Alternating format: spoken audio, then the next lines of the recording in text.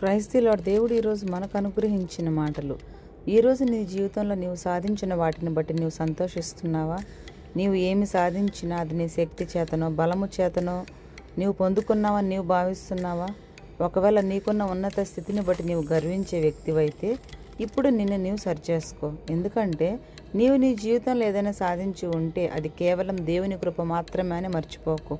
దేవుని కృప కాపుదల నీకు తోడుగా ఉండబట్టే నీ జీవితంలో నువ్వు ఎన్నో సాధించావని గుర్తెరుగు. గర్వించిన నెబుకద్నెజరును దేవుడు తగ్గించి కొంతకాలం అవమాన స్థితిలో ఉంచాడు. తర్వాత అతడు దేవుని సర్వాధికారాన్ని గుర్తించి తన గర్వాన్ని విడిచిపెట్టి పరలోకపు రాజైన దేవుణ్ణి స్తుతించాడు.